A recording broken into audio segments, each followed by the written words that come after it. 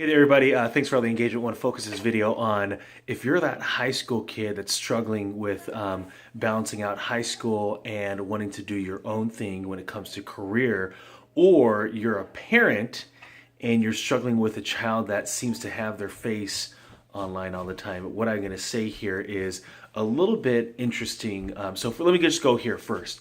Number one is I'm in sales. I've been doing it for 13 years. I'm a financial advisor. And the interesting thing about sales is that it's one of the largest professions worldwide. It's one of the largest divisions in almost any major corporation. And if any business is about growth, they're going to have a sales force, and a very large one. And your typically highest paid profession are sales individuals, and their mindset is typically someone that's very entrepreneur. So where I'm going with this is that if you look at education right now, in high schools and in colleges and technical colleges, there is no sales classes. It incorporates psychology, it incorporates a high level of communication, it incorporates a whole multitude of technical, but more so understanding what you're sitting across from face to face. It incorporates negotiation, conflict resolution, and then leadership and coaching. However, the interesting thing about it is that there is not an educational or university or educational institution that actually has caught this with any kind of ability. And yet still, if we look at the education, it still has this attitude that a student goes to school and says, teach me. It's so backward, right? If we think about like back in the 17 and 1800s when we had the apprenticeship programs, it was that person saying, I'm here to learn. It's a very different mindset. I think about one of the great programs out there, Khan Academy, that has math, science, politics, finance, economy, all on this website. And it's up to the student to go onto that website and say, I want to learn. And so what you're doing then is you're giving power to the student to be able to then learn. And so the interesting thing about it, I think, for a lot of parents is that we struggle with allowing our children to be in the quarterback role or in that driving seat to dictate what they want to learn.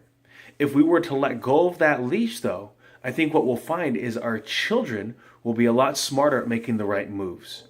And what I'll say for the student that's in high school that's struggling with being there and not feeling fulfilled is, number one, is what are you doing to actually learn?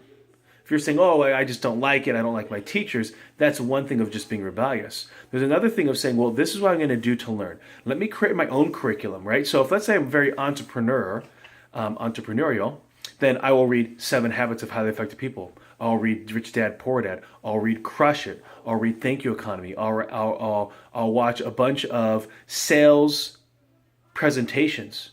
I will go online and I will subscribe to various podcasts or various YouTube channels that are going to teach me how to be entrepreneurial.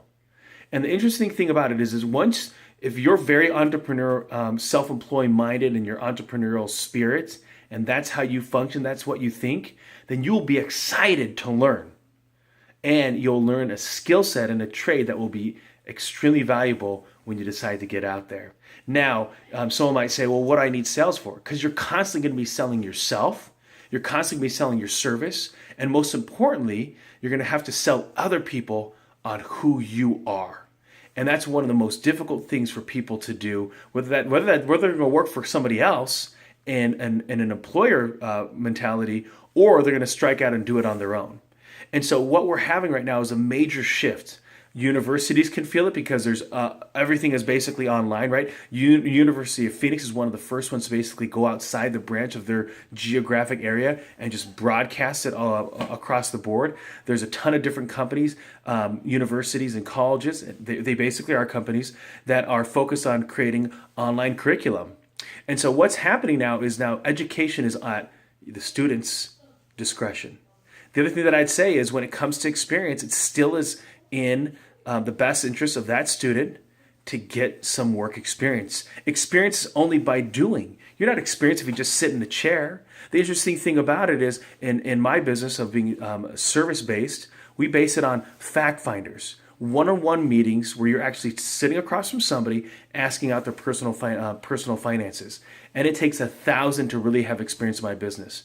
Now, I've seen people take 10 years to get that done. I've seen other people take 5. The question really then becomes is how quickly do you want to advance your experience and your expertise? And so if we say that, let's say to be, let's say a graphic designer, we need to work on 100 different projects. That usually takes you 5 years. Well, what if you were able to do that starting in high school? You start working on graphic design projects immediately. Now, your best universities and your best companies are going to reach out and try to figure out how they can create greater partnerships where you're going to be grabbing sophomores and freshmen in college and you're going to start offering them internships to do real life work experience, not getting coffee, not making copies, not filing stuff, but actually doing hard work that's going to make sense. It's going to translate to creating their own portfolio.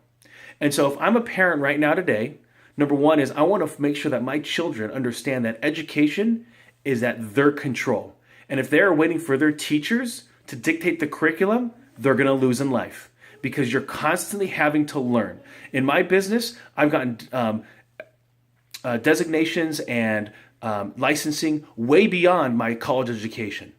And those designations and that licensing trumps anything that I've done from college, high school, and anything below.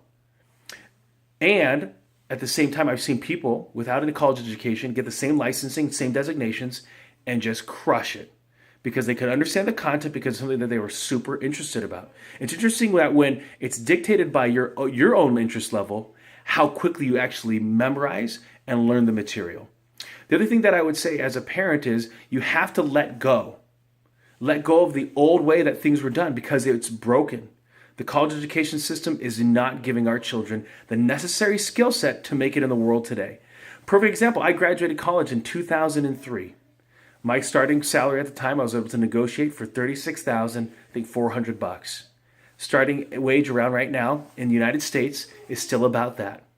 Inflation has been rampant in the last 13 years, but yet the real income hasn't moved a dime. So the question that I really have for the parent is, why are you still stuck on the old mindset? Now, my father had a PhD in chemistry. My mom didn't go to college, she didn't finish college. So I have a dichotomy between the two. Extremely hardworking individuals. They'll work on Saturdays. They'll do whatever it takes. They'll work late nights. So they taught me work ethic. When it came to education, they understood that at the end of your career or the end of your schooling, it's not done. And it's never going to be done. If you want to stay ahead of your peers, if you want to stay always advancing, you need to put in the time. And then what I would say to that student that's stuck in high school, that feels like they're not being fulfilled, is you better start getting experience. You better start working now. Find someone that can teach you the ways of entrepreneurship, teach you the ways of what's the next move for you. Understand that you got to eat a little bit of humble pie. Be patient because you're a kid. You're 17. Legally in the United States, you can't even vote. Okay? 21, man, you can't even drink in the United States. Alcohol, that is. So recognize that you are under a certain level of discretion, a little bit of an umbrella from a family standpoint. At the same time, understand that you're not out on your own yet. And so understand that there needs to be a little bit of patience on your part. I hope this can help the parents and that high school student who are struggling with the dichotomy, what's happening today, and the shift that's occurring in our education system. It's frustrating for sure. At the same time, it's a great place to be because you're going to now push beyond those boundaries and really create the kind of education that's best for the student and better for the parent. Hope this is helpful, everybody.